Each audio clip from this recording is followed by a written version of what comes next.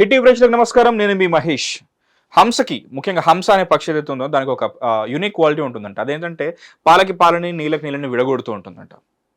దేశం మొత్తం ఇప్పుడు వడపోత కార్యక్రమంలో ఉంది. ఎలక్షన్స్కి ముందు స్పెషల్ ఇంటెన్సివ్ రివిజన్ రూపంలో, ఎలక్షన్ తర్వాత triple D detect, delete and deport రూపంలో. డెమోగ్రఫిక్ చేంజ్, జనాభా సాంద్రత, దీన్ని చాలా సీరియస్గా తీసుకుంది ప్రెసెంట్ గవర్నమెంట్, ముఖ్యంగా సెంట్రల్ గవర్నమెంట్. అందుకే డెమోగ్రఫిక్ చేంజ్ కమిటీని ఒకటి నిర్వహించి ఎవరెవరైతే అక్రమ చొరబాటుదారులు దేశంలో ప్రవేశించారో, ఆ చొరబాటుదారులు ఎలాగైతే దేశ రాజకీయాలను నిర్దేశిస్తున్నారో, ఓటు బ్యాంక్ని ఎలాగైతే నిర్దేశిస్తున్నారో వాళ్ళని వెంటనే వడపోత కార్యక్రమంలో వాళ్ళ దేశానికి పంపించే దిశగా కార్యక్రమాలు చేపట్టింది. అదే ఈ డెమోగ్రఫిక్ చేంజ్ కమిటీ. అసలు ఈ డెమోగ్రఫిక్ చేంజ్ అనేది ఎందుకు ఇంత అవసరం? దీనివల్ల ఇప్పటివరకు జరిగిన నష్టం ఏంటి? ఇక మీదట ఈ డెమోగ్రఫిక్ చేంజ్ కమిటీ ఇవ్వబోయే నివేదికను దృష్టిలో పెట్టుకొని రాబోతున్న రోజుల్లో దీనివల్ల వస్తున్న అడ్వాంటేజెస్ ఏంటి, వీటన్నిటి గురించి గ్రౌండ్ లెవెల్లో దీనికి సహకరించాల్సిన మన పైన ఉన్న బాధ్యత ఏంటి, అన్ని క్లియర్గా senior political analyst and senior journalist Shri Suresh Kochil గారితో అడిగి తెలుసుకుందాం. Sir, welcome to hit TV studio. Demographic change sir అంటే ఇందిరాగాంధీ గారి గురించి మాట్లాడుకుంటే ఎమర్జెన్సీ గురించి మాట్లాడుకున్నట్టు, మోదీ గారి గురించి మాట్లాడుకుంటే 2026కి ముందు 2026కి తర్వాత అయితే ముఖ్యంగా డెమోగ్రఫిక్ చేంజ్ అనేది చాలా క్రూషియల్గా మాట్లాడుకుంటారని చెప్పేసి చెప్తున్నారు. ఈ డెమోగ్రఫిక్ చేంజ్ పవర్ ఏంటి? దీనివల్ల దేశానికి జరగబోతున్న లాభం ఏంటి? నష్టమే ఉంది, లాభం ఉండదు. నష్టమా సార్? ఓకే. డెమోగ్రఫిక్ చేంజ్ అనగానే ఇప్పుడు మీరు అనుకోండి, ఇప్పుడు యూకేలో అదే జరిగింది. ఇప్పుడు వాళ్ళు దాన్ని రిగ్రెట్ చేస్తున్నారు యూకే అథారిటీస్. సార్, వాళ్ళు ఓపెన్గా ఇమిగ్రేషన్ అలౌ చేశారు. ఎవరైనా రావచ్చు. సిరియా నుంచి రావచ్చు, అక్కడ ఏదో జరిగింది. ఆఫ్ఘనిస్తాన్లో హ్యూమన్ రైట్స్ వాళ్ళు పారిపోయి వచ్చారు, సొమాలియా నుంచి పారిపోయి వచ్చారు. వచ్చి ఏం చేశారంటే మొత్తం యూకేని కంప్లీట్గా మార్చేశారు. ఇప్పుడు మీరు లండన్లో తిరిగితే మీకు డౌట్ వస్తుంది, మీరు ఆఫ్ఘనిస్తాన్లో ఉన్నారా, పాకిస్తాన్లో ఉన్నారా, లేకుంటే ఈవెన్ వాళ్ళ మేయర్ కూడా పాకిస్తానీ. ఆలోచించండి ఆ సంగతిలో, సాదిక్ ఖాన్. ఓకే. సో ఆ పరిస్థితికి వచ్చేస్తారు. Europe is finished, okay, except for Poland and ఇట్లా 2-3 కంట్రీస్ పక్కన పెడితే మిగతా అందరూ ఇమిగ్రేషన్ అన్చెక్డ్గా అలౌ చేసిన తర్వాత ఇప్పుడు వాళ్ళు రిగ్రెట్ చేస్తున్నారు. క్రైమ్ రేట్లు పెరిగినాయి, వాళ్ళది ఒరిజినల్ ఉన్న సిటిజన్స్ని వాళ్ళ మీద దాడి జరుగుతుంది. దానికోసం మీరు యూఎస్లో ఒక పుష్ బ్యాక్ చూస్తున్నారు. యూఎస్లో ప్రెసిడెంట్ ట్రంప్ వచ్చిందా, ఆయన చాలా మటుకు ఇమిగ్రేషన్ మీద పెద్ద క్రాక్ డౌన్ మొదలుపెట్టిండు. ఒకటి మెక్సికో వైపు నుంచి ఉన్న ఆ వాల్ కంప్లీట్ చేసాను. మెక్సికో నుంచి ఎవరెవరిని వచ్చినా అందరినీ పంపించేసాను. కొలంబియా నుంచి వచ్చిన పంపించేసాను. వెనిజువేలా నుంచి వచ్చి అందరినీ రౌండప్ చేసి పంపిస్తున్నారు. ఇటువైపు కెనడా బార్డర్ నుంచి కూడా దూరి డంకీ రూట్లో మన వాళ్ళు చాలామంది రావడానికి ట్రై చేస్తారు, వాళ్ళని కూడా పంపించేస్తారు. మన 2 ప్లేన్ లోడ్ పంపించారు ఇండియాకి. సో ఇల్లీగల్గా ఏ దేశం మిమ్మల్ని అంగీకరించారు, అది మనం ఫస్ట్ గుర్తుపెట్టుకోవాలి. మన దేశం మన దేశమే. మీరు అమెరికాకి వెళ్తారు, అక్కడ సెటిల్ డౌన్ కావాలంటే ఇల్లీగల్గా వెళ్ళకూడదు, లీగల్గా వెళ్ళండి. లీగల్గా వెళ్ళాలంటే చాలా పెద్ద ప్రాసెస్. ఇప్పుడు మీరు చూస్తున్నారు, గ్రీన్ కార్డ్ ఇన్ని సంవత్సరాల నుంచి గ్రీన్ కార్డ్ కూడా వచ్చిన వాళ్ళని వాపస్ పంపించేస్తున్నారు. యూజువలీ మనం గ్రీన్ కార్డ్ అనగానే అనుకుంటాం సిటిజన్షిప్ వచ్చేస్తుందని. కాదు, citizenship is different, green card is different. Green card is like visa. యూఎస్లో ఈ ఐస్ ఏజెంట్స్ అంటారు, ఐసిఈ వాళ్ళు, ఇమిగ్రేషన్ వాళ్ళు వచ్చి రేడ్ చేసి రెస్టారెంట్లు, ఆఫీసులు, అన్ని ప్లేసులు దాడి చేసి డాక్యుమెంటేషన్ చెక్ చేస్తున్నారు. ఎవరైనా ఎక్స్పైర్డ్ వీసా మీద ఉన్నారో, లేకుంటే వాళ్ళ వీసా ఎక్స్పైర్ కాబోతుందో, లేకుంటే ఇల్లీగల్ వీసా మీద ఉన్నారు, వాళ్ళని పంపించేస్తున్నారు రిటర్న్. వాళ్ళ హోల్డింగ్ సెంటర్లో పెడుతున్నారు, దాని తర్వాత అరెస్ట్ చేసి పంపించారు, డిపోర్ట్ చేస్తున్నారు వాళ్ళు. ఇదే మన దేశంలో కూడా ఎప్పుడో జరగాలుండే. మనకి చాలా మటుకు దీనికి కారణాలు ఉన్నాయి. ఒకటి బంగ్లాదేశ్. మనకు మెయిన్ ప్రాబ్లం బంగ్లాదేశ్. ఎందుకంటే శ్రీలంక కూడా ఉండే, కానీ అది ఎల్టీటీ టైంలో చాలామంది తమిళ్ శ్రీలంక నుంచి పారిపోయారు, ఆ యుద్ధం నుంచి ఎస్కేప్ కావడానికి. వాళ్ళని తమిళనాడు గవర్నమెంట్ స్పెషల్ క్యాంప్స్లో పెట్టించారు. అది దానికి సెక్యూరిటీ గార్డ్స్ ఉంటారు. మీరు అట్లా మీరు బయట వెళ్ళనియరు, మీకు ఫుడ్ ఎంతో పంపించేస్తారు వాళ్ళు, కానీ మీరు బయటికి వెళ్ళకూడదు. Because refugee camps Sri Lankan nationals.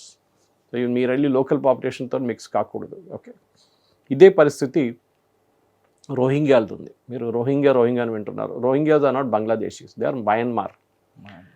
Northern మయన్మార్లో చాలా సంవత్సరాల నుంచి పెద్ద వార్ జరుగుతుంది, యుద్ధం జరుగుతుంది. అది అరకాన్ ఆర్మీ ఏరియాలో అక్కడున్న బుద్ధిస్ట్, అంటే నార్మల్ మయన్మార్ ఆర్మీ అండ్ అక్కడున్న ఇస్లామిక్ దానిలో ఇస్లామిక్ టెర్రరిస్ట్ నడిమిట్లో గొడవ నడుస్తుంది. దానిలో చాలామంది అక్కడున్న ముస్లిమ్స్ పారిపోయారు. అక్కడి నుంచి పారిపోయి వాళ్ళు బంగ్లాదేశ్కి వచ్చారు, బంగ్లాదేశ్ నుంచి భారతదేశానికి వచ్చారు. లేకుంటే వాళ్ళు మిజోరాం, మణిపూర్ వైపు నుంచి మన దేశంలో దూరి అక్కడి నుంచి వచ్చి లాస్ట్ ఢిల్లీ, జమ్మూ దాకా వెళ్ళారు వీళ్ళు. ఓకే, అడ్వాంటేజ్ వాళ్ళకి ఏంటంటే వాళ్ళు refugees.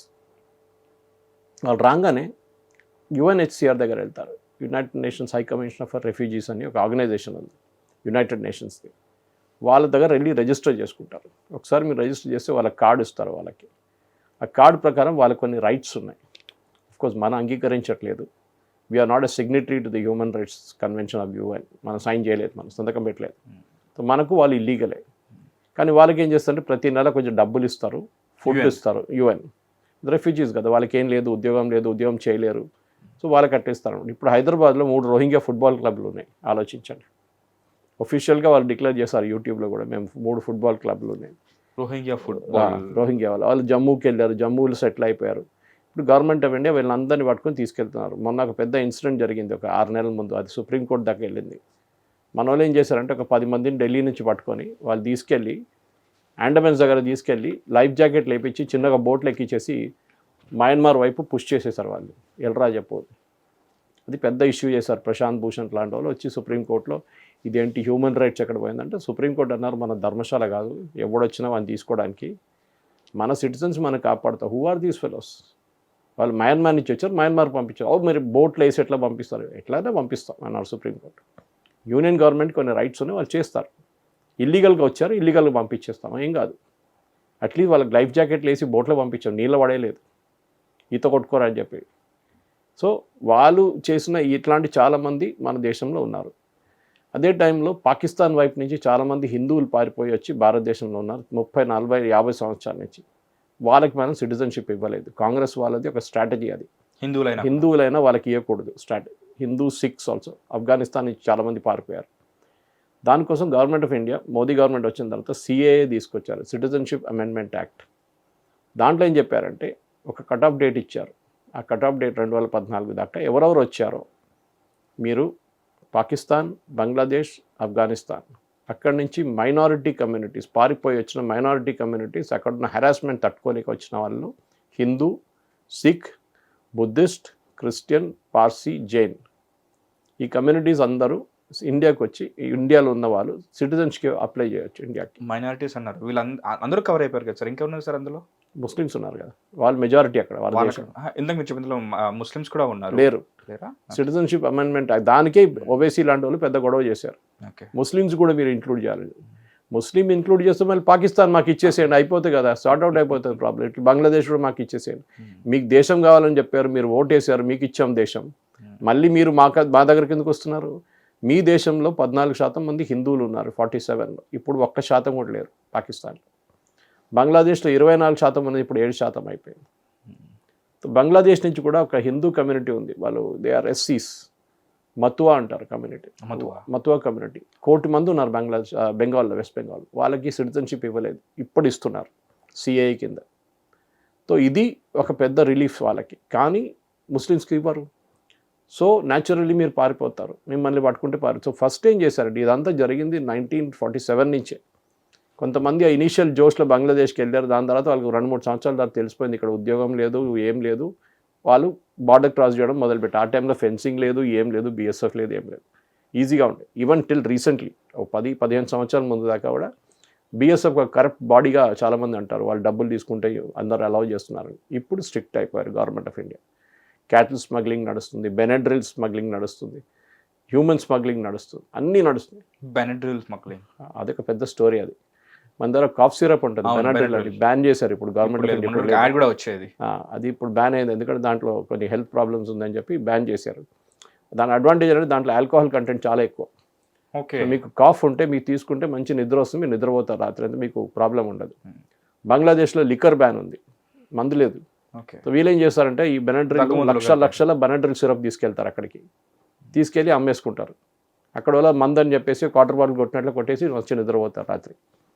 So government of India అప్పుడు అనలైజ్ చేసినప్పుడు చూస్తే చాలా మటుకు మన దేశంలో 80% బెనెడ్రిల్ ఒకటే స్టేట్లో అమ్ముడుపోతుంది. ఆ కమ్యూనిస్ట్ హయాంలో, సిపిఎం రూల్ చేస్తున్న టైంలో. అప్పుడు వాళ్ళు బ్యాన్ చేశారు దాన్ని, యాజ్ ఇట్ ఈస్ బ్యాన్ చేశారు. స్మగ్లింగ్ కూడా బంద్ అయిపోయింది దాని తర్వాత. క్యాటిల్ స్మగ్లింగ్, ఈవెన్ ఆంధ్ర వైపు నుంచి ఆవులు తీసుకెళ్తారు, గేదెలను తీసుకెళ్తారు, వీళ్ళు తీసుకెళ్ళి క్రాస్ చేపిస్తారు. నదులు ఉంటాయి, నదుల్లో పడేస్తారు. సో అది ఈత కొట్టుకుంటూ అటువైపు వెళ్ళిపోతుంది బంగ్లాదేశ్లో. లేకుంటే ఫెన్సింగ్ పైనుంచి వాళ్ళు ఒక ల్యాడర్ లాగా పెట్టి ఇట్లా చేస్తారు, వాళ్ళు అటువైపు పడిపోతుంది.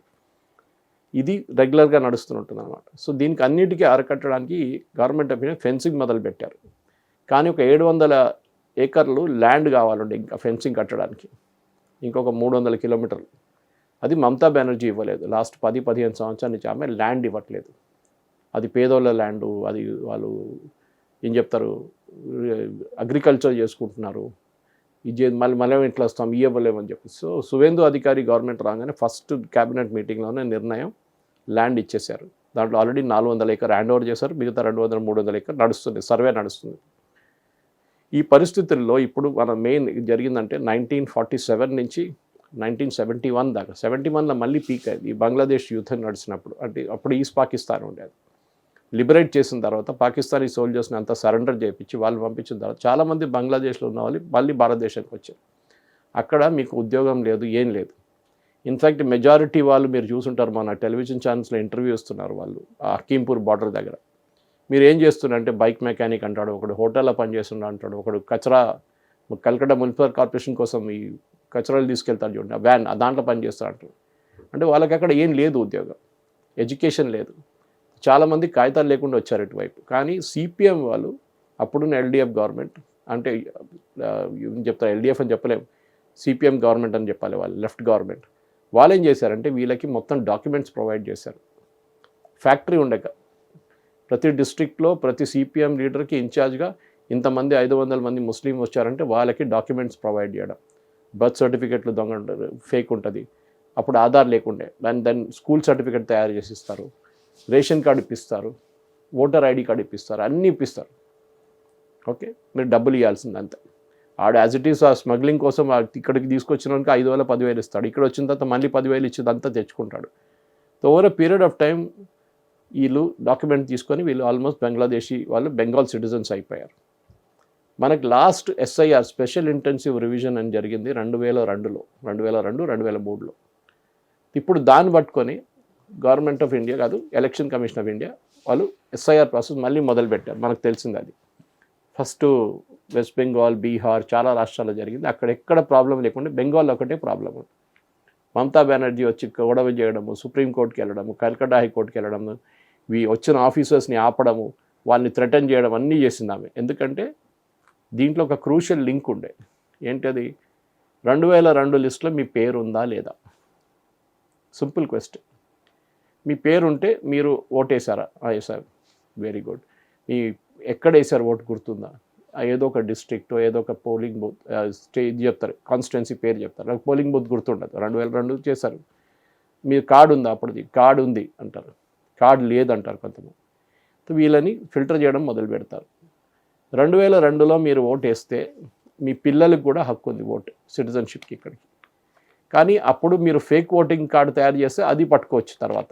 ముందు ఫస్ట్ ప్రాసెస్లో చూస్తే ఆల్మోస్ట్ 70 లక్షల మంది, అంటే 67 లక్షల మంది ఈ లిస్ట్ నుంచి తొలగించారు వెస్ట్ బెంగాల్ ఎలక్షన్ కమిషన్. దాంట్లో ఫస్ట్ చనిపోయిన వాళ్ళు, రెండవది మైగ్రేట్ అయిన వాళ్ళు, పర్మనెంట్లీ స్టేట్ నుంచి వెళ్ళిపోయారు, మూడవది డూప్లికేట్ ఓటర్స్. ఒకటే ఐడి, ఒక మనిషికి 5 ఐడి కార్డులు ఉంటుండే, 5 కాన్స్టిట్యున్సీలో ఓటేస్తాడు. ఇది ఈ ముగ్గురిని తొలగిస్తే 67. దాని తర్వాత నెక్స్ట్ స్టెప్ 27 లక్షల మందిని డౌట్ఫుల్ లిస్ట్లో పెట్టారు. ఈ డౌట్ఫుల్ లిస్ట్ అంటే ఏంటి? ఇదే నేను చెప్పింది. ఇప్పుడు మీరు ఓటేసారా లేదా? లేదు, మీ పేరు తప్పు ఉంది, మీరు రాశారు మొహమ్మద్ అలీ ఖాన్ అంటే అక్కడ మొహమ్మద్ అలీ జిన్నా అని ఉంది. ఏంటో ఇది రెండు పేర్లు కదా, తప్పు, పక్కన పెట్టేస్తారు. వాళ్ళది అడ్జుడికేషన్ నడుస్తుంది ఇప్పుడు. ఓకే, ఫస్ట్ ఒక జడ్జెస్ పెట్టారు, జూనియర్ జడ్జెస్ని తీసుకొచ్చి ఆల్మోస్ట్ ఒక 200 మందిని తీసుకొచ్చి అనలైజ్ చేశారు. కొంతమందిని క్లియర్ చేశారు, అక్కడెక్కడ స్పెల్లింగ్ మిస్టేక్స్ ఉందని చెప్పి. మిగతా వాళ్ళని మళ్ళీ ఇంకొక అప్పీలేట్ ట్రైబ్యునల్ ఇప్పుడు కన్సిడర్ చేస్తున్నారు. దీంట్లో ఒక చాలా ఇంపార్టెంట్ ఇది ఎక్కడ పట్టుకున్నారంటే ప్రాజనీ మ్యాపింగ్ అంటారు వీళ్ళు. అంటే మీ నాన్నగారు అమ్మగారు 2002లో ఓటేస్తే మీరు ప్రూవ్ చేయగలిగితే వాళ్ళు మీ నాన్నగారు అమ్మగారని, దెన్ మీరు కూడా ఆటోమేటిక్ ఓటింగ్ రైట్స్ వస్తుంది. ఇండియన్ కాన్స్టిట్యూషన్ చాలా క్లియర్, ఓటింగ్ వేయడానికి ఉన్న హక్కు ఇండియన్ సిటిజన్స్కే ఉంది. కానీ మమతా బెనర్జీ, కాంగ్రెస్, లెఫ్ట్ ఫ్రంట్ వీళ్ళందరూ కలిసి వీళ్ళని డెవలప్ చేసుకుంటే వస్తారు. మీకు కొన్ని ఎగ్జాంపుల్స్ ఇస్తాను నేను. ముషీదాబాద్, మాల్డా ఇదంతా చాలా నొటోరియస్ ఏరియాస్ ఇదంతా. ఓకే, ఈ ఏరియాస్లో వెస్ట్ బెంగాల్లో పాపులేషన్ డెకెడల్ గ్రోత్ అంటే ఒక 10-20 సంవత్సరాల సెన్సస్ జరిగిన దానికి 13% పాపులేషన్ పెరిగింది ఈ డిస్ట్రిక్ట్స్లో. కానీ ఓటర్ ఐడి కార్డ్స్ 68% పెరిగింది. 13% ఓటింగ్ పాపులేషన్ పెరిగితే మీకు ఓటర్ ఐడి కార్డు 65% పెరిగింది. ఎట్లా? They are all fake. మీకు ఇంకొన్ని డీటెయిల్స్ ఇస్తాను, నేను డేటా ఇస్తాను. ఆల్ ఇండియా లెవెల్లో 1951లో మన ఫస్ట్ సెన్సస్ జరిగినప్పుడు, మన రిపబ్లిక్ అయిన తర్వాత 1950లో హిందూ పాపులేషన్ 84% ఉండేది. 84%. అది 2011 సెన్సస్కి వచ్చేదాకా 79.8కి తగ్గిపోయింది. That is -4.3. ఆలోచించండి, 51 నుంచి 2011 దాకా పాపులేషన్ పెరగాలుండే హిందువులది, because you are the dominant community. కానీ పాపులేషన్ తగ్గింది. దానికి ఎందుకంటే మనం ఫ్యామిలీ ప్లానింగ్ అడాప్ట్ చేసాం. ఎస్పెషలీ 80s తర్వాత హిందువులు పెద్ద పెద్ద ఫ్యామిలీ కాకుండా చిన్న చిన్న ఫ్యామిలీలు అయి ఫస్ట్ 3 పిల్లలు, తర్వాత 2 పిల్లలు, తర్వాత ఇప్పుడు ఒక అబ్బాయి అమ్మాయి అయిపోయారు. ఆ స్టేట్కి వచ్చేసారు. ఓకే. వేరస్ ముస్లిం పాపులేషన్లో మొత్తం క్రికెట్ టీం తయారు చేసుకున్నారు వాళ్ళు. అది మీకు కనిపిస్తుంది డేటాలో. These are all from government of India census data. Muslim population 1951 all ఇండియాలో 9% ఉండే, 9.8%. అది 2011కి వచ్చేదాకా 14.2%గా పెరిగింది. That is the increase of 4.4%. అప్పుడు మీరు ఆలోచించండి, హిందువుల పాపులేషన్ 4.3% పడిపోతే ముస్లిం పాపులేషన్ 4.4% పెరిగింది. ఆబ్వియస్. ఎక్కడి నుంచి వచ్చారు వీళ్ళు? కహాసే ఆయే లోగ్? ఆబ్వియస్లీ బంగ్లాదేశ్ నుంచి వచ్చిన వాళ్ళు చాలామంది, పాకిస్తాన్ నుంచి ఎవరు రాడు ఇటువైపు. ఓకే, అట్లీస్ట్ ముస్లిమ్స్ రారు. అస్సాంలో దీని ఇంపాక్ట్ 2 స్టేట్స్ మీద పడ్డది, ఈ ఇమిగ్రేషన్, ఇల్లీగల్ మైగ్రేషన్. ఒకటి అస్సాం, ఒకటి వెస్ట్ బెంగాల్. ఓకే, మిగతా స్టేట్లో చిన్న చిన్న ఇంపాక్ట్, ఎందుకంటే ఈ 2 బార్డర్ స్టేట్స్. వీళ్ళ దగ్గర అస్సాంలో, ఎస్పెషల్లీ నార్త్ అస్సాంలో ఒక టైంలో ముస్లిమ్స్కి మెజారిటీ ఏ కాన్స్టిట్యున్సీలో లేకుండే. 10%, 15% మ్యాక్సిమం. ఎందుకంటే వీళ్ళ పాపులేషన్ 14% ఉంది ఆల్ ఇండియా లెవెల్లో. కానీ అస్సాంలో కొన్ని కాన్స్టిట్యున్సీలో 35 నుంచి 40% ముస్లిమ్స్ ఉన్నారు. ఓకే. ఇప్పుడు దాకా ఉన్న ఏఐయుడిఎఫ్ అని చెప్పి ఒక పార్టీ ఉంది అక్కడ, బద్రుద్దీన్ అజ్మల్ అని చెప్పి. వాళ్ళ ఒక టైంలో 20-22 సీట్లు గెలుస్తుండే. మొత్తం ముస్లిం మెజారిటీ నార్త్ అస్సాంలో. ఈవెన్ మన ఎంఐఎం కూడా వెళ్ళారు మొన్న అక్కడ క్యాంపెయిన్ చేయడానికి ఆయన కోసం. ఈసారి తక్కువ గెలిచారు వాళ్ళు, ఎందుకంటే ఎస్ఐఆర్లో చాలా క్లియర్. అక్కడ ఎస్ఐఆర్ జరగలేదు, అక్కడ ఎస్ఆర్ జరిగింది, స్పెషల్ రివిజన్. ఎందుకంటే అక్కడ ఆల్రెడీ ఎన్ఆర్సీ నడుస్తుంది, నేషనల్ రిజిస్టర్ ఫర్ సిటిజన్స్. అది సపరేట్ స్టోరీ. అది ఆల్ అస్సాం స్టూడెంట్స్ యూనియన్ నుంచి అప్పుడు జరిగిన గొడవతోని రాజీవ్ గాంధీతో చేసిన ఒప్పందం, పెద్ద స్టోరీ అది. ఇప్పుడు మీరు అస్సాం పాపులేషన్ తీసుకుందాం. అస్సాంలో హిందువులు 1961 సెన్సస్ తీసుకుంటే 69.75% ఉండే. 69.75% 61 సెన్సస్లో.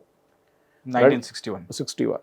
అది 2011 సెన్సస్కి వచ్చేటప్పుడు, లాస్ట్ సెన్సస్ 2011లో జరిగింది. కోవిడ్ వచ్చిందని 20లో చేయలేదు మనం, ఇప్పుడు మళ్ళీ మొదలైంది ఇప్పుడు సెన్సస్. సో 2011కి వచ్చేటప్పుడు ఈ 69 ఉన్నది 61 అయిపోయింది. Hindus sir? Hindus. A drop of 11.8%. ఎక్కడికి వెళ్ళారు హిందువులు? హిందువుల పాపులేషన్ తగ్గింది. ఎందుకంటే పెద్ద ముందంతా 8 మంది 9 మంది ఉంటుండే ఫ్యామిలీలో జాయింట్ ఫ్యామిలీ సిస్టమ్ ఉండే, ఎవరో చూసుకుంటుండే పిల్లల్ని. ఇప్పుడు అమ్మ నాన్న ఇద్దరు పనిచేస్తున్నారు, వాళ్ళకి టైం లేదు, పిల్లల్ని 1-2 అనుకుంటారు అంతే. ఓకే, ఎందుకంటే గ్రాండ్ మదర్ సపోర్ట్ సిస్టమ్ ఏం లేదు మనకి ఇప్పుడు చాలా మటుకు. ముస్లిమ్స్ ఆ టైంలో 24.7 ఉండే 1961లో. ఓకే, అది కూడా చాలామంది బంగ్లాదేశ్ నుంచి పారిపోయిన, అప్పుడు ఈస్ట్ పాకిస్తాన్ నుంచి పారిపోయి వచ్చిన వాళ్ళు before independence and after independence. అది పెరిగి ఇప్పుడు 34.22% అయింది. The growth is around 38% growth. అప్పుడు మీరు ఆలోచించండి ఎట్లా జరుగుతుంది ఇది. ఓకే, సో 24 నుంచి 38, that is 8.44% growth. How is it possible? Hindu population 11% పడిపోతే ముస్లిం పాపులేషన్ 8% పెరిగింది.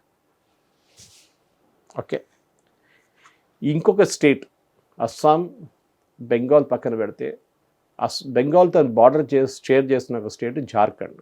ముందు బీహార్ ఉండే మొత్తం, ఇప్పుడు బీహార్ స్ప్లిట్ అయిపోయింది. ఈ జార్ఖండ్లో ఒక 2 సంవత్సరాల ముందు అక్కడ ఉన్న హైకోర్టు ఒక జడ్జిమెంట్ ఇచ్చారు. జార్ఖండ్ డెమోగ్రఫిక్ ప్రొఫైల్ మారిపోతుంది. మనం ఇప్పుడు ఈ వర్డ్ యూజ్ చేస్తాం, డెమోగ్రఫిక్ ప్రొఫైల్. అంటే ఇంతమంది హిందువులు, ఇంతమంది ముస్లిమ్స్, ఇంతమంది క్రిస్టియన్స్ ఉన్నారు. సడన్గా ఒక కమ్యూనిటీ వాళ్ళ పాపులేషన్ పెరిగిపోతుంది. సో డెమోగ్రఫిక్ ప్రొఫైల్ మారిపోతుంది. ఈ ఆల్ అస్సాం స్టూడెంట్స్ యూనియన్ అప్పుడు ఎందుకు గొడవ చేశారంటే అస్సాంలో వాళ్ళు అన్నారు, మా కల్చర్ మార్చేస్తున్నారు, వీళ్ళ డ్రెస్సింగ్ సెన్స్ సపరేట్, లుంగి వేసుకుని తిరుగుతారు, గడ్డం పెంచుకుంటారు. మా దగ్గర లేదు. వీళ్ళ ఫుడ్ సపరేటు, వీళ్ళు బీఫ్ తింటారు, మేము తినము. అట్లాంటి చాలా మటుకు వీళ్ళ దాంట్లో కల్చరల్ చేంజెస్, పాటలు, మ్యూజిక్ అన్నీ మారిపోతుంది. మా కల్చరే పోతుంది. వీళ్ళు ఎక్కడి నుంచి వచ్చిన వాళ్ళు వీళ్ళని ఎక్కడి నుంచి తీసేసేయండి. అక్కడ మొదలైంది ఆ గొడవ. చాలామంది చనిపోయారు. దాని తర్వాత స్టూడెంట్స్, ప్రఫుల్ల కుమార్ మహంతా లీడ్ చేశారు అజిటేషన్. ముస్లిమ్స్ సార్, హిందూసా? హిందూస్ న్యాచురల్లీ వీళ్ళు లీడ్ చేశారు అజిటేషన్. ప్రఫుల్ల కుమార్ మహంతా అక్కడ వాళ్ళు ముస్లిమ్స్ అని చెప్పలేదు. వాళ్ళు ఏమన్నా బంగ్లాదేశ్ నుంచి ఎవడొస్తే వాళ్ళు చేసేసేయండి, ఇక్కడి నుంచి మా దగ్గర ఉండకూడదు, ఎస్పెషలీ ముస్లిమ్స్. కానీ అది జరగలేదు. తర్వాత ఒప్పందం అంతా జరిగింది కానీ మొత్తం ఇంప్లిమెంట్ చేయలేదు. ఇప్పుడు కూడా ముస్లిమ్స్ ఆల్మోస్ట్ 21 నుంచి 24 కాన్స్టిట్యున్సీలో మెజారిటీలో ఉన్నారు అస్సాంలో. ఇది వీళ్ళందరూ బంగ్లాదేశ్ నుంచి వచ్చిన వాళ్ళు. ఓకే, సో జార్ఖండ్ కూడా ఇదే ప్రాబ్లం జరిగింది. జార్ఖండ్లో సడన్లీ ముస్లిం పాపులేషన్ పెరగడం మొదలు పెడితే హైకోర్టులో ఎవరో వచ్చి కేసు వేశారు. హైకోర్టు చెక్ చేసిన తర్వాత అక్కడ స్టేట్ గవర్నమెంట్కి ఒక ఎంక్వైరీ ఆర్డర్ చేశారు. Please enquiry and find out ఈ పాపులేషన్ ఎట్లా పెరుగుతుంది, ట్రైబల్ అమ్మాయిల్ని ముస్లిం పొరలు వచ్చి పెళ్లి చేసుకుంటున్నారు, పిల్లలు కనుక్కుంటున్నారు, వాళ్ళు ట్రైబలా ముస్లిమ్సా ఇది కనుక్కోండి అన్నారు. ఇవాళ దాకా ఎంక్వైరీ జరగలేదు. బహుశా ఇప్పుడు యూనియన్ గవర్నమెంట్ మొదలు పెడతారు ఆ ఎంక్వైరీ. ఆల్సో దీనికి సంబంధించి ఒక చిన్న లా కూడా ఉంది కదా సార్, ట్రైబల్ వాళ్ళ ల్యాండ్స్ ఎవరు కొనకూడదు. మన దగ్గర అరకు వైపు వెళ్ళండి, మీరు ల్యాండ్ కొనలేరు మీరు. ఓకే, అది ఎక్కడ ట్రైబల్స్ మాత్రమే కొనాలి. నీలగిరీస్ నీలగిరీస్ అట్లా ఉంటుంది. నార్త్ ఈస్ట్ లో మొత్తం ట్రైబల్స్, అక్కడ ఎవరు మీరు కొనలేరు ల్యాండ్ అక్విజిషన్ కూడా పడితే వాళ్ళకి చేయకూడదు. అట్లాంటిది వీళ్ళు వచ్చి అక్కడ పెళ్లి చేసుకోవడం వల్ల ఇప్పుడు లైక్ ల్యాండ్ పోతుంది, వాళ్ళ కల్చర్ పోతుంది ట్రైబల్ది. ఇన్ఫాక్ట్ మీకు ఒక ఎగ్జాంపుల్ ఇస్తాను నేను. వెస్ట్ బెంగాల్లో సెన్సస్లో మనం 1951 గురించి మాట్లాడాము. 1951 నుంచి 2011కి ఓకే ముస్లిం పాపులేషన్ పెరిగింది 19.46 నుంచి 27.401, 8% దగ్గర పెరిగింది. బెంగాల్ జార్ఖండ్ బార్డర్ ఇప్పుడు చాలా క్రూషల్. అది 1951లో ముస్లిం పాపులేషన్ అక్కడ 9.44 ఉండే, ఇప్పుడు అది 22.73 అయింది. From 9% to 22%, increase of 13% Muslim population. ఇది ఎట్లా జరిగింది? ఇది the major question is, Bengal నుంచి వీళ్ళందరూ ఇప్పుడు జార్ఖండ్ వైపు మొదలుపెట్టారు, జార్ఖండ్ నుంచి యూపీకి వెళ్ళిపోయారు, యూపీ నుంచి ఢిల్లీకి వెళ్ళారు, ఢిల్లీ నుంచి ముంబైకి వెళ్ళారు, ఇప్పుడు హైదరాబాద్లో ఉన్నారు చాలామంది బంగ్లాదేశ్. ఒక వాటర్ ఫ్లో అయినట్టు ఎక్కడ పల్లం ఉంటే అటువైపు వాళ్ళు ఏం చూస్తున్నారంటే ఇక్కడ కాంగ్రెస్ గవర్నమెంట్ ఉంది, మమ్మల్ని ఏం చేయరు, మమ్మల్ని డిపోర్ట్ చేయరు, మమ్మల్ని సపోర్ట్ చేస్తారు, రేపు మాకు ఓటర్ ఐడి కార్డు ఇప్పించేస్తారు. కేరళలో జరిగింది అది. కాంగ్రెస్ గవర్నమెంట్ అఫీషియల్గా బయట చెప్పారా సార్ అలాగా? లైక్ ఎక్కడన్నా లైక్ అందరూ అనుకుంటారు కాంగ్రెస్ గవర్నమెంట్ అయితే వీళ్ళకి ఏ ప్రాబ్లం. జూబ్లీ హిల్స్ కాన్స్టిట్యున్సీలో ఎలక్షన్ టైంలో రేవంత్ రెడ్డి గారు చెప్పారు, కాంగ్రెస్ అయితే ముసల్మాన్ హే, ముసల్మాన్ అయితే కాంగ్రెస్ హే అని చెప్పారు. దాన్ని సెగ్రిగేట్ చేయరా ఇండియన్ ముస్లిమ్స్, హైదరాబాదీ ముస్లిమ్స్? అది దానికి పోలీస్కి రైట్స్ ఉన్నాయి అండ్ మీరు కేసు కూడా పెట్టక్కర్లేదు. You can directly hand over to BSF or ministry of home affairs. చేయరు, వీళ్ళని ఎట్లనో కన్వర్ట్ చేసి ఓట్ బ్యాంక్గా తయారు చేసుకుంటారు. నాకు ఒకసారి రాజాసింగ్ కలవడానికి వెళ్తే గోషామారిలో అక్కడ కొండపైన ఒక పెద్ద హనుమంతుడు విగ్రహం ఉంది, ఇట్లా చెస్ట్ ఓపెన్ చేసి సీతా అండ్ రామ చూపించాడు. అక్కడ నిలబడి రాజాసింగ్ నాకు చూపించాడు, नीचे दिख रहा है ना सुरेश भाई, पूरा रोहिंग्या है और बांग्लादेशी है. మొత్తం స్లమ్ ఏరియా, అక్కడ లేకుండే ముందేమి. ఆ దూల్పేట ఏరియాలో మొత్తం వీళ్ళ కమ్యూనిటీ వాళ్ళు ఉంటారు, రాజస్థానీ లోడ్ ఉంటారు అక్కడ. లోడ్ వాళ్ళు ఇది తయారు చేస్తారు, గణేష్ విగ్రహం అంతా తయారు చేస్తారు, దుర్గా విగ్రహం తయారు చేస్తారు, వాళ్ళ బిజినెస్ అది. ఓకే, ఒక టైంలో గుడంబ తయారు చేస్తుండే, ఇప్పుడు అది లేదు, వాళ్ళు తీసేశారు, ఆ ట్రేడ్ నుంచి బయటకు వచ్చేసారు వాళ్ళు. కానీ వాళ్ళు నడిపిస్తున్న బిజినెస్ ఇది విగ్రహాలు తయారు చేయడం. ఆ ఏరియాలో కూడా వచ్చి వీళ్ళు ఉన్నారు, ఎందుకంటే ఎట్లన్నా రాజాసింగ్ రేపు ఓడిపించాలి, ఎక్కడి నుంచి ఆయన్ని ఓడించాలి. ఆయన వీళ్ళు పాపులేషన్ మేట్రిక్స్ మార్చేస్తున్నారు, వాళ్ళకి ఐడి కార్డులు, వాళ్ళకి ఓటర్ ఐడి కార్డులు అన్నీ ఇప్పిస్తున్నారు ఎంఐఎం వాళ్ళు. ఇది మన దగ్గర ప్రతి స్టేట్, ప్రతి జిల్లా, ప్రతి విలేజ్లో జరుగుతుంది. వీళ్ళేం చేస్తున్నారు అంటే బెంగాల్లో ఎంత పెద్ద రేట్ జరుగుతుందో న్యాచురల్లీ అక్కడ ఉండరు, వాళ్ళు పారిపోయి మిగతా స్టేట్స్కి వస్తున్నారు. మిగతా స్టేట్ గవర్నమెంట్స్ రెస్పాన్సిబిలిటీ ఏంటి? వీళ్ళ డాక్యుమెంట్స్ చెక్ చేయడం. ఇప్పుడు హైదరాబాద్లో ఎంతమంది రియల్ ఎస్టేట్ ప్రాజెక్ట్స్ ఉన్నారు, వెస్ట్ బెంగాల్లో వీళ్ళందరినీ ఇప్పుడు ఎట్లా పారిపోతున్నారు, ఎందుకు పారిపోతున్నారు బార్డర్ అంటే, అక్కడున్న పోలీసు వాళ్ళు వెళ్ళి ప్రతి ఇంటికి వెళ్ళి చెప్పారంట, మీ దగ్గర ఎవడైనా బంగ్లాదేశ్ వాడు ఉన్నాడంటే ఎవడైనా అద్దెకి వాడి డాక్యుమెంట్స్ చెక్ చేయండి, వాడు బెంగాలీ వాడా బంగ్లాదేశ్ వాడా అని. కాడు దొరుకుతాడు అనుకోండి, రేపు మిమ్మల్ని కూడా వేసేస్తాం లోపల, ఓనర్ని కూడా. ఫటాఫట్ ఖాళీ చేపించేసిండు వీళ్ళు. వాళ్ళే ఇప్పుడు పారిపోతున్నారు బార్డర్ వైపు. ఇదే సిచ్యువేషన్ హైదరాబాద్లో కూడా ఉంటుంది. ఇక్కడ పోలీసు వాళ్ళు చేయాల్సింది ఒకటే, యూ జస్ట్ టెల్ ఇక్కడ జరుగుతున్న కన్స్ట్రక్షన్ ఇండస్ట్రీ కానీ చాలా మటుకు రియల్ ఎస్టేట్ అంతా దాంట్లో వీళ్ళు పనిచేస్తారు. మళ్ళీ ఫుడ్ డెలివరీ ఎగ్జిక్యూటివ్స్గా పనిచేస్తారు. మొన్న అక్కడ నాకు ఫుడ్ డెలివరీ చేసిండు. ఆ లెవెల్ జాబ్స్ ఏవైతున్నాయి అవన్నీ చేస్తాను. చిత్రపురి కాలనీలో ఒక ఫుడ్ డెలివరీ చేసిండు నాకు ఒకటి వచ్చి అక్కడ ఒక స్టూడియోలో. ఈదో బంగ్లాదేశీగా easily caught him. How sir ఎలా కనిపెట్టారు? వీళ్ళ భాష బెంగాలీ కాదు, వాళ్ళ భాష ఇస్ కాల్డ్ భాష. Okay, they don't speak Bengali. వాళ్ళ బెంగాలీ మీరు వింటేనే మీకు తెలిసిపోతుంది ఇది బెంగాలీ కాదని. వాడు ఫోన్లో మాట్లాడుతున్నాడు ఎవరితోనో. అప్పుడు నాకు డౌట్ వచ్చి అడిగాను, నువ్వు ఏం మాట్లాడుతున్నావు అని అడిగాను. బెంగాలీ అన్నాడు. ఇది బెంగాలీ కాదే అన్నాడు. బెంగాలీ సాబ్ అన్నాడు. నువ్వు ఎక్కడి నుంచి అన్నాడు. దమ్దమ్ అన్నాడు, వెస్ట్ బెంగాల్లో. ఈ దమ్దమ్ ఏరియా కల్కట్టా ఏరియాలోనే మ్యాక్సిమం వాళ్ళు బంగ్లాదేశ్ బార్డర్ క్రాస్ చేసేస్తూ ఉన్నారు. అక్కడ వీళ్ళు చిన్న చిన్న ఉద్యోగాలు దొరుకుతాయి. బైక్ మెకానిక్ కానీ, రెస్టారెంట్లో పనిచేసే వాళ్ళు కానీ, ఈ కచరా చెప్పాను చూడండి, వాళ్ళ మున్సిపల్ కార్పొరేషన్ క్లీనప్ చేసి ఇదంతా చేస్తారు వాళ్ళు. వాళ్ళ మిస్సెస్ ఉంటే వాళ్ళు ఇంట్లో మేడ్గా పనిచేస్తారు, గిన్నె దోమడానికి వెళ్తారు. వీళ్ళ బిజినెస్ ఇది మెయిన్గా. వీళ్ళు పెద్ద సెక్యూరిటీ రిస్క్ మనకి. బంగ్లాదేశ్లో ఒక పార్ట్ ఉంది జమైతా ఇస్లామీ, మన దగ్గర కూడా ఉంది. కేరళలో చాలా పవర్ఫుల్ వాళ్ళు జమైతా ఇస్లామీ. ఈ జమైతా ఇస్లామీ బంగ్లాదేశ్లో ఇప్పుడున్న హిందువుల మీద దాడి అన్నీ చేసిన వాళ్ళు. ఇప్పుడు కూడా కాదు, ఈవెన్ ఇండిపెండెన్స్ టైంలో కూడా చేశారు హిందువుల మీద. ఈ జమైతా ఇస్లామీని సపోర్ట్ చేసింది టీఎంసీ. బంగ్లాదేశ్లో ఉన్న జమైతా ఇస్లామీకి ఫండింగ్ ఇచ్చింది టీఎంసీ. చిట్ ఫండ్ స్కామ్ అంతా జరిగింది చూడండి, శారదా. బంగ్లాదేశ్ ఫారిన్ మినిస్టర్ అప్పుడు షేక్ హసీనా టైంలో భారతదేశానికి ఒఫీషియల్ లెటర్ రాశారు, మీ వైపు నుంచి ఒక పొలిటికల్ పార్టీ మా వైపు ఉన్న ఈ జమైతా ఇస్లామీ గ్రూప్ ఈజ్ డబ్బులు ఇచ్చి సపోర్ట్ చేస్తున్నారు, వాళ్ళు దాంతో ఇక్కడ మొత్తం హింస నడుస్తుంది, వాళ్ళు రైట్స్ చేస్తున్నారు, గొడవ చేస్తున్నారు అని చెప్పేసి మీరు ఎంక్వైరీ చేయండి అని చెప్పి. ఏం చేయలేదు అట. ఓకే, ఇప్పుడు తెలిసిపోయింది. ఇప్పుడు సువేందు అధికారి గెలవంగానే ఆయన క్లియర్గా నిన్న చెప్పేసాడు, జాగ్నా భాగో, ఇక్కడ ఎవరు ఉండకూడదు, దొరికితే అంతే సంగతి, కేసు పడతాయి మీ మీద, మళ్ళీ జీవితం అంతా జైల్లో ఉండాల్సి వస్తుంది. మేము జైల్లో కూడా పెట్టాం మిమ్మల్ని, జైల్లో మీకు బిర్యానీ పెట్టి, మీకు మందు ఇచ్చి, మీకు డ్రెస్ ఇచ్చి అంత మేము చేయం, అంత దామాద్ కాదని చెప్పిండు ఆయన. పారిపోండి అంతే. ఆయన క్లియర్గా చెప్పారు పోలీసు వాళ్ళ దగ్గర కూడా, ఎవరైనా దొరికితే మీరు కోర్టు కచేరీకి వెళ్ళకండి, డైరెక్ట్ బిఎస్ఎఫ్కి అప్పగించేసేయండి. బార్డర్ సెక్యూరిటీ ఫోర్స్, మన బార్డర్ సెక్యూరిటీ ఫోర్స్. ఇప్పుడు బార్డర్ సెక్యూరిటీ ఫోర్స్ ఏం చేస్తున్నారంటే, ఫస్ట్ వాళ్ళు ఇప్పుడు మొన్న చూసాం 1000 మంది ఉన్నారు, అందరిని ఒక రోజులో ప్రాసెస్ చేయలేము. సో వాళ్ళని చిన్న అక్కడెక్కడ క్యాంప్లో పెట్టేసుకున్నారు, పక్కనే సెక్యూరిటీ పెట్టేశారు. పిలిపించి వాళ్ళు డాక్యుమెంట్ చేస్తారు, మీ పేరేంటి, కొంతమంది పేరు చెప్తారు, నిజం పేరు చెప్పారు, అబద్ధం పేరు ఏదో చెప్తారు పేర్లు. వాళ్ళు ఎక్కడి నుంచి వచ్చినారు, ఖుల్నా విలేజ్ బంగ్లాదేశ్, ఖుల్నా రాసేస్తారు. అడ్రస్ తెలుసా తెలియదు, మా అమ్మ నాన్న వచ్చిన వాళ్ళతో వచ్చినా, నేను ఇక్కడ పుట్టాను అంటాడు ఇండియాలో. అట్లా అది కూడా ఉన్నారు కొంతమంది. ఇన్ని ఇయర్స్ కాబట్టి సిటిజన్షిప్ బై బర్త్ ఇవ్వం మనం, అట్లా యూఎస్ లాగా కాదు మనది. సిటిజన్షిప్ బై బర్త్ కావాలంటే your father and mother either of them should have been an Indian.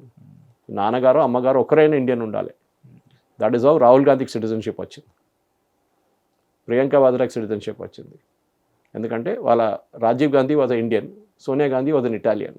So ఆ బేసిస్లో వీళ్ళకి సిటిజన్షిప్ వచ్చింది, ఇండియన్ సిటిజన్షిప్. ఎనీవే, ఇప్పుడు వీళ్ళేం చేస్తారంటే, వీళ్ళని ఒట్టి అక్కడ పంపారు బంగ్లాదేశ్, వాళ్ళు కూడా తీసుకోరు. ఏం ప్రూఫ్ ఉంది వీళ్ళు బంగ్లాదేశ్ వాళ్ళు. సో వీళ్ళని కంప్లీట్ డాక్యుమెంటేషన్ చేస్తున్నారు. ఓకే, వీళ్ళు బయోమెట్రిక్ తీసుకుంటారు. మన ఆధార్ ఎట్లా చేస్తాం రిజిస్టర్, మనం గుర్తుందా మీకు? అవును సార్. బయోమెట్రిక్ చేస్తారు. బయోమెట్రిక్ చేసినప్పుడు తెలిసిపోతుంది వీళ్ళు ఫేక్ ఆధార్ కార్డ్ ఎక్కడైనా రిజిస్టర్ చేశారా లేదని. ఈ బయోమెట్రిక్లో ఇమీడియట్ తెలిసిపోతుంది మీకు. ఇంకొక ఇదే ఫింగర్ ప్రింట్ మీది డూప్లికేట్ చేయలేము మనం. They are unique. Millions and బిలియన్స్లో కూడా యూనిక్ ఉంటుంది మీ ఫింగర్ ప్రింట్. ఈ ఫింగర్ ప్రింట్ పెట్టమని ఈడెక్కడో కేరళలో ఒక ఆధార్ కార్డు తయారు చేసుకున్నాడు. వాళ్ళు అడుగుతాడు, ఎంత ఆధార్ కార్డు? లేదు సార్ లేదన్నాడు. అది చూపిస్తుంది కదా ఇక్కడ అంటారు. అప్పుడు అటు చెప్తాను సార్ డబ్బులు ఇచ్చి చేపించుకుని, నేను అక్కడ పడేసిన ఆధార్ వస్తున్నప్పుడు పడేసిన, పట్టుకుంటారు నాకు తెలుసు. సో ఇమ్మీడియట్లీ వాళ్ళ నంబర్ నోట్ చేసుకొని యూఐడిఏకి ఇన్ఫామ్ చేస్తారు. రెండవది, ఇదే ఆధార్ కార్డు విత్ ఇన్ ఆన్లైనే వీళ్ళు ఆధార్ కార్డు కాదు, ఈ ఫింగర్ ప్రింట్తో నేషనల్ క్రైమ్ రికార్డ్ బ్యూరో అని ఉంది ఢిల్లీలో. ప్రతి స్టేట్లో జరిగే రేప్, మర్డర్, దొంగతనం చేసి అన్నిటి దానికి వాడు పోలీసు వాళ్ళు పట్టుకున్నప్పుడు వాడు ఫింగర్ ప్రింట్స్ తీసుకుంటారు. ఫింగర్ ప్రింట్స్ తీసుకొని నేషనల్ క్రైమ్ రికార్డ్ బ్యూరోలో అప్లోడ్ చేస్తారు దాన్ని. సో దట్ నెక్స్ట్ టైం వాడు అదే మీరు చూసినట్టు కొన్ని ప్లేసెస్లో దొంగతనం చేసిన తర్వాత వాళ్ళు అంటారు, వీడు ముందు చేసిండు, ఒక 5 సంవత్సరాల ముందు ఇదే మంచి చేసిండు, వాడి పేరు ఇది, వాడే ఇది కూడా చేసిండు, ఎందుకంటే ఫింగర్ ప్రింట్ దొరికింది అక్కడి నుంచి. దానికన్నా ముందు వాడు చేసిండు అదే పని. సో వీళ్ళని చెక్ చేస్తారు, ఏమైనా క్రైమ్ చేసి పారిపోతున్నారు ఇండియా నుంచి. 10% మంది దొరుకుతారు అట్లా. సో వాళ్ళని పక్కన జరిపేస్తారు. మిగతా వాళ్ళని డాక్యుమెంట్ చేసి బంగ్లాదేశ్ బార్డర్ గార్డ్స్కి హ్యాండ్ ఓవర్ చేస్తారు. ఇది మీ వాళ్ళు, ఇది వాళ్ళ డాక్యుమెంట్స్, వాళ్ళు ఇచ్చిన స్టేట్మెంట్, వాళ్ళు సంతకం పెట్టారు, ఇప్పుడు మీరు చూసుకోండి మీరు ఏం కావాలంటే. సో వాళ్ళు తీసుకోవాల్సిందే, వాళ్ళకు ఛాన్స్ లేదు. ముందు అన్నారు మేము ఎందుకు తీసుకోవాలి అది ఇది అన్నారు. మీ ప్రజలు కాకపోతే కామన్ ఏరియా నడిమిట్లో కూర్చోబెడతాం, మీరు చూసుకోండి, అది మీ బంగ్లాదేశ్ వాళ్ళు ఎట్లా వచ్చారో అట్లనే పోతారు వాళ్ళు కూడా. ఇప్పుడు ఇది నడుస్తున్న ప్రాసెస్. దీంట్లో ఇంకా కొంచెం ముందుకెళ్తే ప్రతి స్టేట్లో కూడా ఇది జరుగుతుంది. ఎస్పెషలీ బీజేపీ రూల్ స్టేట్స్లో అయితే మొదలు పెట్టేస్తారు ఇప్పుడు. That is detect, delete, deport. Detect, delete, deport. ఇప్పుడు నేను చెప్పాను చూడండి, వెస్ట్ బెంగాల్లో 1 కోటి మంది ఆల్మోస్ట్ ఎలక్షన్ రోల్స్ నుంచి తీసేశారు. ఉత్తరప్రదేశ్లో 3 కోట్ల మందిని తీసేశారు.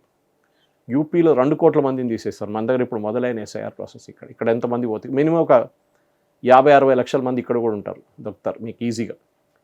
ఇప్పుడు మీదంతా చూస్తే వెస్ట్ బెంగాల్లో 1 కోటి మందిని తీశారు చూస్తే ఆ డేటా మినిస్ట్రీ ఆఫ్ హోమ్ అఫైర్స్కి అప్పగించేశారు. నేను చెప్పాను చూడండి స్టార్టింగ్లో, ఆ డేటాతోనే పోలీసులు వర్కౌట్ చేస్తున్నారు. ప్రతి జిల్లా, ప్రతి అడ్రస్ ప్రజలు చూసి అక్కడ వెళ్ళి చూస్తున్నారు వీడు ఉన్నాడా లేదా అని.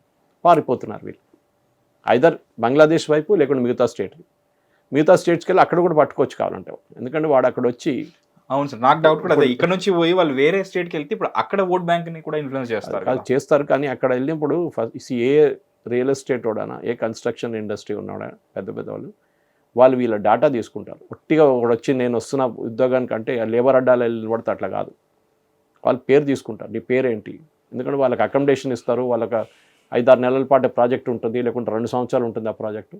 మీరు ఉండండి, అది మేస్త్రి ఉండొచ్చు, వెల్డర్ ఉండొచ్చు, లేకుంటే ఇంకేమైనా ప్లంబర్ ఉండొచ్చు, ఏదైనా పని చేసేటో ఉంటాడు. వాళ్ళకి అకామిడేషన్ ఇస్తారు, ఫుడ్ ఇస్తారు అంతే. కానీ వాళ్ళ డీటెయిల్స్ తీసుకుంటాడు, ఆధార్ కార్డు తీసుకుంటాడు, ఫస్ట్ ఎంటర్ చేసుకుంటారు. అది పోలీసు వాళ్ళకి ఇన్ఫామ్ చేయాలని రూల్ ఉంది, చేయరు చాలామంది.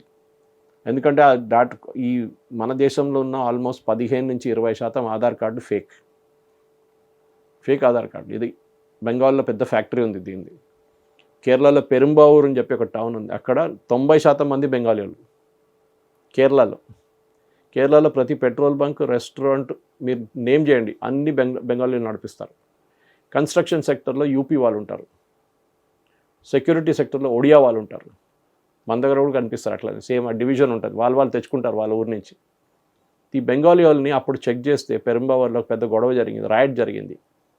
కోవిడ్ టైంలో వాళ్ళకి ఫుడ్ పెట్టలేదని చెప్పి పెద్ద గొడవ జరిగితే వీళ్ళ ఆధార్ కార్డ్ చెక్ చేస్తే ఆధార్ కార్డుని ఆల్మోస్ట్ 30,000 మంది ఆధార్ కార్డులు ఒకటే సెంటర్ నుంచి జనరేట్ అయింది. వెస్ట్ బెంగాల్లో ఒకటే ఆధార్ కార్డ్ సెంటర్ నుంచి జనరేట్ అయింది. అప్పుడు వీళ్ళని పిలిచి ఇంటర్గేట్ చేశారు, వెస్ట్ బెంగాల్ గవర్నమెంట్ ఇన్ఫామ్ చేశారు వీళ్ళు ఎట్లా ఇస్తున్నారండి. కానీ అప్పుడు మమతా బెనర్జీ ఉండే అక్కడ, ఆమె ఎక్కువ యాక్షన్ తీసుకోలేదు. సో ఈ ఆధార్ కార్డ్ జనరేట్ చేయడం అని దానికోసం సుప్రీంకోర్టులో కేసు నడిచినప్పుడు ఈ ఎలక్షన్ కమిషన్ది మన ఎస్ఐఆర్లో ఎలక్షన్ కమిషన్ చాలా స్ట్రిక్ట్గా చెప్పారు, we will not accept Aadhaar as a proof of citizenship. Aadhaar is a proof of identity. Mahesh అనే మనిషి మహేష్ ఆధార్ ప్రకారం, సురేష్ కోచాట్ల అనే మనిషి నా ఆధార్ ప్రకారం నేనే. కానీ నేను ఉండే అడ్రస్ దాంట్లో చూడండి, దాట్ ఈస్ నాట్ యాక్సెప్టబుల్. మీరు అడ్రస్లో ఎప్పుడో ఉన్నారు, ఎక్కడి నుంచి మారిపోయారు. Aadhaar is a provision for identity అంతే. దానికోసం మీరు ఎయిర్పోర్ట్కి వెళ్తే కానీ స్టేషన్కి వెళ్తే ఎప్పుడైనా ఎవరైనా అడిగితే ఆధార్ ఇస్తారు మీరు, కానీ సిటిజన్షిప్ కాదు. సిటిజన్షిప్కి మీరు పాస్పోర్ట్ ఉండాలి, మిగతా డాక్యుమెంట్స్ చాలా ఉన్నాయి, 11 డాక్యుమెంట్స్ ఉన్నాయి ఎస్ఐఆర్లో సబ్మిట్ చేయొచ్చు, ఇంక్లూడింగ్ బ్యాంక్ స్టేట్మెంట్స్. బ్యాంక్ ఎందుకంటే వాడు కేవైసీ చెక్ చేస్తాడు మీది, పాన్ కార్డ్ చెక్ చేస్తాడు మీది, అన్నీ ఉంటుంది ఆధార్లో వాళ్ళ ప్రాసెస్లో. సో ఇప్పుడు detection, deletion and deportation. First detect చేయాలి, తర్వాత డిలీట్ చేసేయాలి పేరు నుంచి, అండ్ డిపోర్ట్ చేయాలి. ఇప్పుడు నేను చెప్పాను చూడండి, వెస్ట్ బెంగాల్లో 1 కోటి మందిని తీసేశారు, బీహార్ ఎలక్షన్ కన్నా ముందు 68 లక్షల మందిని తీసేశారు, తమిళనాడు నుంచి 1 కోటి మందిని తీసేశారు. మీరు ఒకసారి అడగవచ్చు టీవీకి ఎట్లా కలిచారని. కారణం ఇది, చాలామంది ఫేక్ ఓటర్స్ డిఎంకే వాళ్ళు పోయారు లిస్ట్ నుంచి. ఓకే, ఇది ఓన్లీ ముస్లిమ్స్కే కాదు, ఇంకా మిగతా వాళ్ళని కూడా ఫిల్టర్ అయిపోతారు ఈ ప్రాసెస్లో. బట్ మత్వ కమ్యూనిటీ ఉన్నది చెప్పండి చూడండి, వెస్ట్ బెంగాల్లో 1 కోటి మంది ఉన్నారు. వాళ్ళ దాంట్లో ఈ లిస్ట్లో వాళ్ళకి ఆల్మోస్ట్ వాళ్ళని ఈసారి ఓటు వేయలేరు, వాళ్ళని ఓన్లీ 10% మంది ఓటేశారు, ఎందుకంటే వాళ్ళకి ఇంకా సిటిజన్షిప్ ఇవ్వలేదు. కానీ వాళ్ళని ఇల్లీగల్గా డిటెక్ట్ చేయరు, ఎందుకంటే వాళ్ళు ఆల్రెడీ వచ్చి రిజిస్టర్ చేసుకున్నారు. So they are registered but they are not been given citizenship. So they are not illegal aliens, వాళ్ళు కరెక్టే, కానీ వాళ్ళది ఇంకా ప్రాసెస్ నడుస్తుంది. ఎందుకంటే వాళ్ళు అక్కడి నుంచి పారిపోయి వచ్చినప్పుడు 1950, 1960s డాక్యుమెంట్ లేకుండా వచ్చారు వాళ్ళు. ఇప్పుడు మన పాకిస్తాన్తో మనకి అప్పుడు జరిగిన 47లో జరిగిన ఎక్స్చేంజ్ ఆఫ్ పాపులేషన్లో చాలామంది ఉన్నారు ఢిల్లీలో. ఇప్పుడు వాళ్ళు ఇప్పుడు కరోడ్పతిలు అయిపోయారు. ఇప్పుడు ఆ టైంలో అక్కడి నుంచి పారిపోయి వచ్చి బట్టలు వేసుకున్న బట్టలు వచ్చేసారు అక్కడి నుంచి కట్టుబట్టలతో. పెద్ద పెద్ద ఇల్లు ఉండే, బంగ్లాలు ఉండే అక్కడ, కరాచీ కానీ లాహోర్ కానీ ఇస్లామాబాద్లో. అదంతా పక్కన పెట్టేసి పారిపోయారు జీవితం కోసం అక్కడి నుంచి. ట్రైన్లలో వచ్చారు, చాలామందిని ట్రైన్లను చంపేశారు అక్కడ వస్తున్నప్పుడు పాకిస్తాన్ వాళ్ళు, ఇండియన్స్ని. వచ్చిన ట్రైన్లో డెడ్ బాడీస్ ఉంటుండే. సో అట్లాంటి వాళ్ళు చాలామంది వచ్చారు అక్కడికి. సో ఆ టైంలో వచ్చినప్పుడు మీరు వెళ్ళి ఏం అడుగుతారు, మీ డాక్యుమెంట్ ఎక్కడ? ఆ టైంలో ఆధార్ లేదు, పాస్పోర్ట్ కూడా చాలామంది దగ్గర ఉండదు, 99% మంది ఉండదు. ఏదో ఒక ఐడెంటిటీ డాక్యుమెంట్ ఉంటుంది, అది కూడా తీసుకొచ్చారో లేదో తెలియదు. ఇప్పుడు బంగ్లాదేశ్ నుంచి పారిపోయి వచ్చాడు వాడు డాక్యుమెంట్ తీసుకురాలేదు. వాడు అంటాడు నా పేరు ఇది అంటారు. మీరు బిలీవ్ చేయాల్సింది ఆ పేరు అదే అని. నేను ఉండే అడ్రస్ అదంట, ఓకే, అది కూడా బిలీవ్ చేయాల్సి వస్తుంది. మీరు హిందూనా, అది కూడా బిలీవ్ చేయాల్సి వస్తుంది. మేము హిందూ అని. వాడు ముస్లిం వాడు వచ్చి నేను హిందూ అంటే కూడా ఎట్లా డిటెక్ట్ చేస్తారు? సో టైం పడుతుంది దానికి, ఆ ప్రాసెస్కి టైం పడుతుంది. డబుల్ చెక్ చేయాల్సి వస్తుంది. వీళ్ళు డౌట్ ఉంటే అడుగుతారు, అరే నీ కజిన్స్ ఎవరన్నా ఉన్నారా ఇండియాలో, నీ బ్రదర్లు, నీ తమ్ముళ్ళు ఎవరన్నా ఉన్నారా, అన్నారు ఎవరు ఉన్నారు, మీ అమ్మగారు నాన్నగారిది ఏమైనా డీటెయిల్స్ ఉంది, అట్లా అడిగి లాస్ట్లో ఒక అట్లీస్ట్ 50% ప్రూఫ్ వస్తే అప్పుడు వీళ్ళు దే టేక్ ఇట్ ఇమ్మీడియట్లీ. ఇందాక మీరు విషయం చెప్పారు సార్, ఎందుకు టీవీకే గెలిచింది ఈసారి తమిళనాడులో అని చెప్పేసి. అంటే చాలామంది ఓట్లు తీసేసాం కాబట్టి, వాళ్ళు ఓటు వేయలేకపోయారు కాబట్టి, ఇన్ఫ్లుయెన్స్ చేయలేకపోయారు ఓ పర్టికులర్ పార్టీని. సో వాళ్ళు ఉంటే డిఎంకేకి వేసేవాళ్ళు అని మీరు భావిస్తున్నారు కదా, ఎందుకు సార్? దానికోసం స్టాలిన్ అబ్జెక్ట్ చేశారు. స్టాలిన్ ఫస్ట్ మీటింగ్ పెట్టింది, మమతా బెనర్జీ కన్నా ముందు మీటింగ్ పెట్టింది స్టాలిన్, ఎస్ఐఆర్ వ్యతిరేకంగా. కోర్టు కూడా వెళ్ళారు ఆపాలని. సుప్రీంకోర్టు అన్నారు నథింగ్ డూయింగ్. ఇప్పుడు మన జడ్జ్మెంట్ కూడా ఇచ్చేసారు, డీటెయిల్ జడ్జ్మెంట్. స్టాలిన్ పార్టీకి వచ్చే ఓట్ బ్యాంక్ ఎక్కువగా అయ్యేది సార్ ముస్లిమ్స్ ఉంటారు. అది మన ముస్లిమ్స్ అని చెప్పట్లేదు, అక్కడ ఫేక్ ఓటర్స్ ఉంటారు, ఫేక్ ఓటర్స్, చనిపోయిన వాళ్ళు ఉంటారు, డూప్లికేట్ ఓటర్స్ ఉంటారు. మన దగ్గర ఓల్డ్ సిటీలో ఇప్పుడు కూడా చనిపోయిన వాళ్ళు వచ్చి ఓటేస్తున్నారు. కేరళలో సురేంద్రన్ అని చెప్పి బీజేపీ చీఫ్ ఉండే, అప్పుడు కాసర్గోడ్ నుంచి ఆయన కలిసారు, నీలేశ్వరం అని చెప్పి కాన్స్టిట్యున్సీ నుంచి అసెంబ్లీ ఎలక్షన్ 87 ఓట్లతో ఓడిపోయారు. I'm talking of 2 elections before. 87 ఓట్లతో ఓడిపోయారు. ఆయన తర్వాత ప్రూవ్ చేశాడు, ఆ ఓటు వేసిన మంది ఇండియన్ యూనియన్ ముస్లిం లీగ్ క్యాండిడేట్కి ఓటు వేసిన దాంట్లో 480 మంది అబ్రాడ్ ఉన్నారు. వాళ్ళ ఓటు ఎక్కడ పడ్డది అప్పుడు, వాళ్ళ పాస్పోర్ట్ ప్రకారం, వాళ్ళ ఇమిగ్రేషన్ ప్రకారం వాళ్ళు ఇంకా యూఏఈలో, దుబాయ్లో, లేకుంటే గల్ఫ్లో ఎక్కడ లేరు, ఓటు మాత్రం పడ్డది. Kerala high court as said they accepted. కానీ అప్పుడు దాకా ఐయుఎంఎల్ క్యాండిడేట్ చనిపోయింది, ఓట్ entire election got cancelled anyway. So ఇట్లా చాలా జరుగుతుంది మన దేశంలో. దీని గురించి రీసెంట్లీ కేటీఆర్ గారు కూడా బహిరంగ ఒక సభ పెట్టారు సార్. ఎస్ఐఆర్ అనేది ఒకటి జరుగుతుంది, ఐ హోప్ మీరు కూడా చూస్తుండొచ్చు దాని గురించి.